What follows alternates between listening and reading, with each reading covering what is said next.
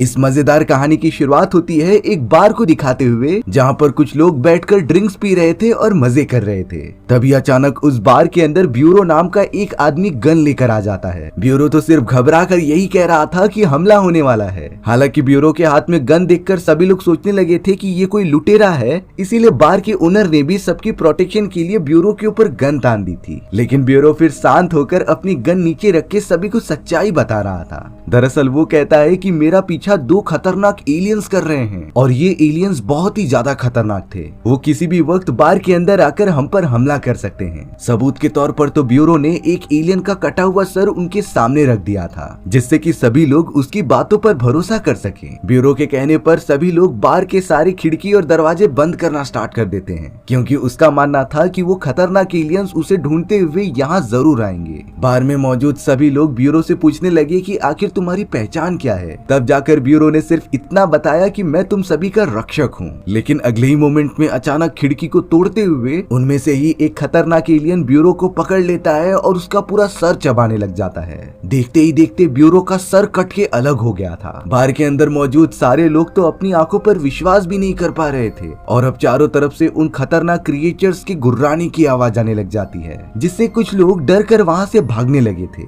बार का ओनर इतना ज्यादा डर जाता है कि वो गन की मदद से चारों तरफ फायर करने लगा था, लेकिन तभी उसकी एक गोली डायरेक्टली उसके कस्टमर को लग जाती है। अब घर के अंदर एक लेडी भागती हुई आ रही थी, जो जमीन पर पड़ी हुई गन को उठा लेती है। वो लेडी तो सभी से अपने हस्बैंड के बारे में पूछ रही थी, यानी कि थोड़ी देर पहले जो ब्यूरो नाम का आदमी आया था वो इस लेडी का हस्बैंड होता है, जिसकी अब तो बहुत ही बेरहमी तरीके से मौत हो चुकी थी। ब्यूरो की वाइफ, जिसका नाम बेथनी होता है, वो अपने हस्बैंड की डेड बॉडी को देखकर पूरी तरीके से चौंक गई थी। उसने कभी नहीं सोचा था कि उसके हस्बैंड की मौत इतनी दर्दनाक होगी। अब क्लब के अंदर चारों तरफ खून फैलने की वजह से सभी लोग यहाँ से वहाँ भागने लग जाते हैं। साथ ही साथ कई सारे कस्टमर जिनके पास गन मौजूद होती है, वो तो लगातार फायर कर रहे थे उन क्रिएचर्स के ऊपर। अब इतनी गोलीबारी होने के कारण टकी नाम की एक लड़की अपने बेटे को बचाने के लिए ऊपर की तरफ चली गई थी। वो तो उसे जल्द से जल्द एक अलमीरा में बंद कर देती है, जिससे कि वो सुरक्षित रहे। टकी अब सिचुएशन देखने के लिए नीचे की तरफ आ गई थी। अब अचानक क्लब के अंदर एक खतरनाक क्रिएचर अंदर घुसने की कोशिश करने लगता है, इसीलिए अब बेथनी और उसके साथ मौजूद एक ब्लैक कलर के आदमी ने उसे रोकने की कोशिश की। वो तो बड़े बड़े टेबल्स को लेकर उसे रोक रहे थे और बाहर ढकेल रहे थे। हालांकि ये सारी चीजें बहुत ही ज्यादा नॉर्मल दिख रही होती हैं, लेकिन वो एलियंस बाहर की तरफ से काफी ज्यादा फोर्स लगा रहे थे और अब अगले मोमेंट में वो खतरनाक एलियन अपना पंजा घुसा देता है उस ब्लैक आदमी के बॉडी में। उसे तो चांस ही नहीं मिला खुद को बचाने का और वो भी तड़प तड़प कर अपना दम तोड़ देता है। अब मेन डोर ओपन होने की वजह से वहां से एक अजीब तरीके का एलियन अंदर घुस चुका था। भले ही उस एलियन का साइज छोटा होता है, लेकिन उसकी स्पीड इतनी ज्यादा थी कि वो कभी एक जगह पर होता तो कभी दूसरी जगह पर। हार्ले नाम का एक आदमी तो अपनी शॉटगन की मदद से लगातार उस एलियन पर हमला करते जा रहा होता है, लेकिन उसकी मूवमेंट स्पीड ज्यादा होने की वजह से एक भी गोली उसे लगती ही नहीं। अंधाधुंध गोलियां चलाने की वजह से एक गोली डायरेक्टली जाकर टेलीफोन को लग जाती है, जिससे कि अब टेलीफोन पूरी तरीके से खराब हो चुका था। बुरी खबर ये थी कि टेलीफोन खराब होने की वजह से वो लोग पुलिस वालों को कॉल करके बुला ही नहीं सकते थे। लेकिन हार्ले नाम की वो लेडी तो गोलियां चलाना रोकती ही नहीं, क्योंकि वो छोटा सा एलियन इतनी ज्यादा स्पीड में भाग रहा था कि अगर कोई भी उसके सामने आ जाए तो वो उसके बॉडी को ही काट कर फेंक देता। यहाँ तक कि उस छोटे एलियन ने हार्ले का पूरा पैर ही काट दिया होता है। साथ ही साथ जेसन नाम का एक आदमी जो कि टेबल के पीछे छुप रहा था, छोटे एलियन ने उसके चेहरे पर हमला किया और उसकी पूरी चमड़ी ही निकाल दी। ये इतना डरावना मंजर होता है कि नर्म दिल वाले तो वहाँ पर जिंदा ही नहीं रह पाएंगे। इसी तरीके से उस छोटे एलियन ने कई लोगों की जानें ले ली थी। लेकिन अब वो एलियन पता नहीं क्यों एक आर्टिफैक्ट जो कि एक हिरन का होता है, उसके ऊपर जाकर अजीब तरीके की हरकतें करने लगा था। शायद से उस छोटे एलियन को लग रहा होता है कि ये हिरन रियलिटी में असली है और इसके साथ खेलने में शायद उसे काफी मजा भी आ रहा था। लेकिन इस मौके का फायदा उठाकर हार्ले उसके ऊपर फायर करती है, जो डायरेक्टली जाकर आर्टिफैक्ट को लग जाता है। धमाके की वजह से उस छोटे एलियन को थोड़ी सी चोट लगी और वो नीचे आकर एक चैम्बर के अंदर गिर जाता है। बैन नाम का कस्टमर जल्द से जल्द वहां आकर उस चैम्बर को बंद कर देता है, जिससे कि वो छोटा सा एलियन अंदर ही फंसा रह गया। तभी बारटेंडर ने अचानक देखा कि पीछे वाले दरवाजे से एक और एलियन अंदर आने की कोशिश कर रहा है। इसीलिए वो तुरंत ही वहां पर चला गया ओपनिंग को बंद करने के लिए, लेकिन शायद अब काफी ज्यादा देर हो चुकी थी। वो दूसरा वाला भी एलियन लगभग अंदर घुस चुका होता है, जिसके सामने अब ब्यूरो की लाश पड़ी हुई थी। इसीलिए वो एलियन डायरेक्टली ब्यूरो की लाश को पकड़ता है और उसे बाहर खींचने लगता है। हालांकि बेथनी बिल्कुल भी नहीं चाहती थी कि उसके हस्बैंड की लाश को इस तरह खाया जाए, इसीलिए वो पूरी कोशिश करते रहती है अपने मरे हुए हस्बैंड को बचाने के लिए। पर अफसोस उस दूसरे एलियन ने ब्यूरो की डेड बॉडी को बाहर की तरफ खींच लिया था। दूसरे एलियन के जाने के बाद उस ओपनिंग को जल्द से जल्द बंद कर दिया गया। इस सिचुएशन में घबराकर बारटेंडर ने एक और बार फिर से गोली चला दी, जो ऊपर वाले फ्लोर पर मौजूद बॉसमैन के वापस पैर पर लग जाती है। बॉसमैन तो दर्द के मारे एकदम चिल्ला रहा था, क्योंकि पहली बार भी बारटेंडर ने उसे गोली मारी थी पैर में। बेथनी, बेन और बारटेंडर सभी लोग मिलकर वहां की सारे दरवाजे और खिड़कियों को बंद करने लग गए थे, जिससे कि वो सब अब थोड़ी राहत की सांस लेते हैं, क्योंकि अंदर आने की अब कोई जगह नहीं थी। घायल हुए बॉसमैन को नीचे लाया जाता है, जो अपनी कंडीशन के बारे में सभी को बता रहा था। बेथनी सभी को सिर्फ इतना बता रही थी कि वो कुछ खतरनाक एलियंस हैं जो अंतरिक्ष से डायरेक्टली हमारे घर पर लैंड हुए थे, और तभी से ही मैं और मेरे हस्बैंड अपनी जान बचाकर वहां से भाग रहे होते हैं। तभी अचानक टकी को अपने बेटे के बारे में याद आता है, इसीलिए वो तुरंत ही ऊपर वाले फ्लोर पर चली गई थी बेटे को बचाने के लिए। अलमारी में छुपे रहने के कारण टकी का बेटा एकदम सही सलामत होता है। वो तो अपने बेटे को गले लगाकर शुक्र मना रही थी, लेकिन तभी अचानक खिड़की में से वही खतरनाक एलियन अंदर घुसता है और टकी के बेटे को पकड़कर अपने साथ ले जाने लगता है। टकी पूरी कोशिश कर रही थी अपने बेटे को बचाने के लिए। इतनी तेज आवाज सुनने पर बेथनी, बारटेंडर और बाकी लोग भी ऊपर की तरफ आ गए थे उस क्रिएचर को यहाँ से भगाने के लिए। बारटेंडर ने अपनी शॉटगन की मदद से काफी सारी गोलियां चलाई, लेकिन उनमें से एक भी गोली एलियन को लगती ही नहीं। और अब उस एलियन ने पूरी तरीके से टकी के बेटे को पकड़ लिया था, जिसने कि जाते जाते एक बियर्ड वाले मैन के ऊपर पूरी उल्टी कर दी होती है। ये बहुत ही अजीब तरीके का चिपचिपा लिक्विड था, जिससे कि वो बियर्ड मैन पूरा नहा लेता है। अफसोस की बात ये होती है कि टकी के बेटे को उस एलियन ने पकड़ लिया था और वो उसे लेकर भी चला गया। टकी अपने बेटे को बचाने के लिए बाहर जाना चाहती थी, लेकिन बेथनी उसे संभालती है और अंदर की तरफ लेकर आती है, क्योंकि अब तक तो टकी का बेटा मर चुका होगा। टकी का तो रो रो के एकदम से हाल बेहाल हो चुका था। वहीं बियर्ड मैन समझ ही नहीं पाता कि आखिर ये लिक्विड जाएगा कैसे उसकी बॉडी पर से। वो तो तुरंत ही वॉशरूम के अंदर चला गया अपना सर धोने के लिए। अब वो सब इस क्लब के अंदर पूरी तरीके से फंस चुके थे। उनके पास तो टेलीफोन भी मौजूद नहीं होता, जिससे कि वो पुलिस वालों को कॉल कर सके। तभी बॉसमैन कहता है कि मेरे पास एक रेडियो मौजूद है, जिससे कि हम दूसरों से कनेक्ट कर सकते हैं, बट इसके लिए हमें टॉप फ्लोर पर जाना पड़ेगा, जहाँ की शायद से विंडोज अभी तक खुली हुई थी। बेथनी समझ जाती है कि ये उनके पास आखिरी मौका हो सकता है पुलिस वालों से मदद मांगने का, इसीलिए वो तुरंत रेडियो को हासिल करने की कोशिश करने लगी। वहीं पर वो बियर्ड वाला आदमी जिसके ऊपर एलियन ने उल्टी कर दी थी, उसकी पूरी बॉडी पर कीड़े निकलने लग जाते हैं। अब वो तो बिल्कुल भी कंट्रोल नहीं कर पा रहा था, इसीलिए वो सोचता है कि मैं बाहर जाकर किसी डॉक्टर को दिखाऊं। लेकिन बेथनी उसे साफ साफ मना करती है कि अगर तुम बाहर जाओगे तो जिंदा ही नहीं बचोगे। हालांकि वो बियर्ड वाला आदमी बाहर जाने की जिद कर रहा था, इसीलिए अब बेथनी ने अपनी टेक्निक्स दिखाते हुए उस आदमी को धाराशायी किया और समझाया कि तुम्हारी जान को खतरा है। यहाँ टकी तो पूरी तरीके से मायूस हो चुकी थी, क्योंकि उसका बेटा मर चुका है और वो तो शुक्र मना रही होती है कि काश उसका बेटा जिंदा रहे। वहीं अब चैम्बर के अंदर जिस एक एलियन को कैद किया गया था, वो अब काफी आवाज करने लग जाता है। वॉचमैन सभी से कह रहा था कि हमें इस एलियन को मार देना चाहिए, क्योंकि अगर ये गलती से भी आजाद हो गया तो हमारी जान को खतरा हो सकता है। सभी लोग इस बात से सहमत होते हैं, इसीलिए अब वॉचमैन लगातार उसके ऊपर गोलियां चलाने लगा था। कई गोलियां चैम्बर के ऊपर मारने के बाद उसे लग रहा होता है कि वो एलियन मर चुका है, लेकिन वो जैसे उसके पास गया, एलियन ने अपना हाथ बाहर निकाल के बॉसमैन का पैर पकड़ लिया होता है। बेथनी और बारटेंडर इसमें बॉसमैन की मदद करते हैं,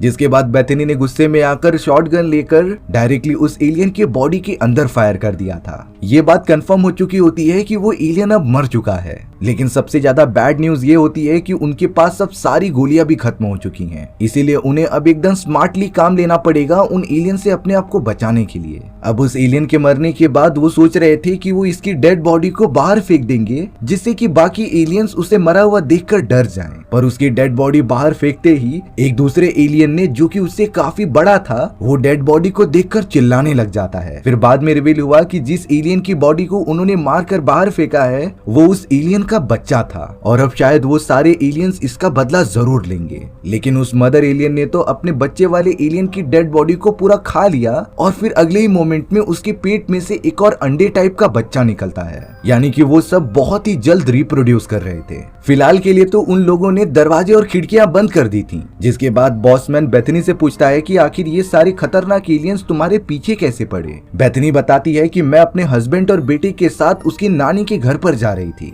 लेकिन तभी आसमान से ये सारे एलियंस नीचे आने लगे और उन्हीं में से एक एलियन हमारे गाड़ी के सामने आने की वजह से उसकी मौत हो गई। तब से ही बाकी बचे हुए वो 3 एलियंस हमारा लगातार पीछा कर रहे हैं। ये बातें सुनने के बाद तो बॉसमैन कहीं न कहीं सारी चीजों का जिम्मेदार बेथनी को समझ रहा था, क्योंकि अगर बेथनी और उसका हस्बैंड इस क्लब में नहीं आते तो वो सब भी सुरक्षित रहते। उन सभी में तो अब काफी ज्यादा बहस होने लगती है एक दूसरे के ऊपर इल्जाम लगाने के चक्कर में। लेकिन यहाँ वो बियर्ड मैन जिसके ऊपर क्रिएचर ने उल्टी की थी, उसकी तबीयत एकदम से खराब हो चुकी होती है। उसका दिमागी संतुलन एकदम से बिगड़ चुका था, इसीलिए वो बड़ी अजीब तरीके की हरकतें करता है और बाहर की तरफ देखता रहता है। तभी अचानक बाहर से उस खतरनाक एलियन ने बियर्ड मैन के आंखों में हमला कर दिया था और उसके आंख वाले पूरे रीजन को बाहर निकाल कर खींच लिया। हालांकि बियर्ड मैन अभी तक मरा नहीं होता, लेकिन उसकी हालत काफी ज्यादा खराब हो गई थी। सभी लोग जल्द से जल्द उसे उठाकर एक अलग कमरे में रख देते हैं जिससे कि वो ठीक हो जाए। अब यहाँ बॉसमैन सभी को कह रहा था कि हमारे पास गोलियां बहुत ही ज्यादा कम हैं और अगर इस समय कोई खतरनाक एलियन अंदर घुस गया तो हमारे पास प्रोटेक्शन के लिए कोई हथियार मौजूद ही नहीं होगा। बारटेंडर ने बताया कि शायद से बेसमेंट में कुछ गोलियां मौजूद हो सकती हैं, इसीलिए अब बेथनी और बकी दोनों हिम्मत करके बेसमेंट की तरफ जाने लगे थे उन सारे बंदूक की गोलियों को लेने के लिए। यहाँ बैन, बारटेंडर और उसके साथ कुछ लोग भी ऊपर वाले फ्लोर में जाने लगते हैं कुछ सामान की चीजें लेने के लिए। पर जैसे ही बैन एक कमरे के अंदर एंटर करता है तभी बारटेंडर ने उस कमरे के दरवाजे को ही बंद कर दिया था, क्योंकि उसे लग रहा होता है कि अगर कमरे में कोई क्रिएचर होगा तो वो अंदर ही मौजूद रहे, अगर वो बाहर आ गया तो सभी की जान को खतरा हो सकता है।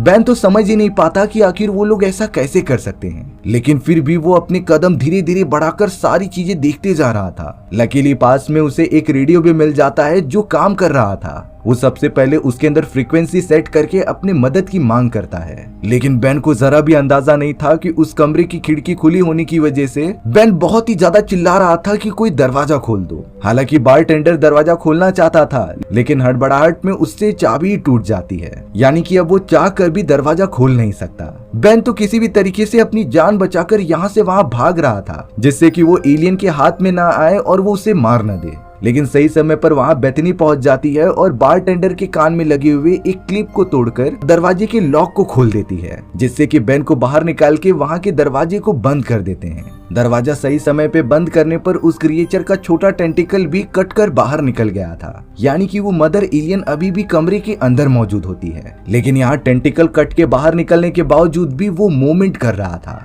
बैन का भाई बॉन्जो इन सारी चीजों को देखकर काफी डर रहा होता है, लेकिन बैन तुरंत ही अपने भाई के पास पहुंचकर उसे संभालता है और क्रिएचर के हिल रहे टेंटिकल को भी खत्म कर देता है। अब कंडीशन अंडर कंट्रोल होने के बाद उन्हें एहसास होता है कि वो क्रिएचर अब घर के बाहरी हिस्सों को तोड़ना स्टार्ट कर रहे हैं, क्योंकि लगातार बाहर की तरफ से दीवार तोड़ने की आवाज आ रही थी और अगर ऐसा हुआ तो वो क्रिएचर जल्द से जल्द अंदर भी पहुंच सकते थे। अब तो उस बियर्ड मैन को भी होश आ गया था जिसकी आंख पहले से ठीक हो चुकी होती है। वो सभी को एडवाइस देता है कि हम बेसमेंट के एक रास्ते से यहाँ से भाग सकते हैं। इसीलिए बेथनी ने डिसीजन लिया कि वो बेसमेंट के रास्ते से बाहर निकलेंगे और बॉसमैन के ट्रक में बैठकर यहाँ से निकल जाएंगे। बट चाहे वो कहीं भी जाएं, वो क्रिएचर उनका पीछा तो छोड़ने नहीं वाले। इसीलिए आपसी सहमति से ये डिसीजन लिया जाता है कि हार्ले नाम की वो लेडी जिसका पैर एलियन ने काट दिया था, हम उसकी डेड बॉडी के ऊपर बहुत सारे बॉम्ब्स लगा देंगे और उसे एक चारे की तरह यूज करते हुए उन क्रिएचर्स के सामने फेंक देंगे। जैसे ही वो सारे क्रिएचर्स डेड बॉडी के पास आएंगे तब हम ब्लास्ट करके उन्हें भी मार सकते थे। इसीलिए अब ये प्लान को एग्जीक्यूट करने के लिए हार्ले की बॉडी पर काफी सारे बॉम्ब्स लगा दिए जाते हैं। बैन और बॉसमैन उसे लेकर ऊपर की तरफ जाने लगे, लेकिन थोड़ी देर बाद पता चलता है कि हार्ले तो अभी तक मरी ही नहीं है, यानी कि वो तब से बेहोश थी।